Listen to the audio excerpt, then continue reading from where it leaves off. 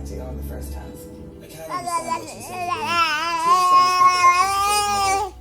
It's just nonsensical.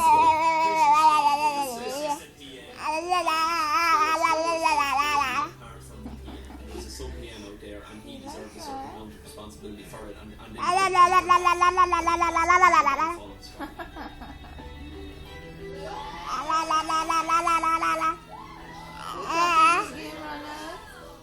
I wish I read that. You know, that's my biggest problem. One gone, 15 remain. And the search for Bill Cullen's newest business partner has begun. Next week on The Apprentice. we can't let it go. We're going to change someone's life today, right? Owen, please come here. If we don't get this name, we'll look like a shower of idiots. Right, lads, all up this way. Finger snapping, toe tapping, air guitar music. This is a load of You are fired. And you can catch all of that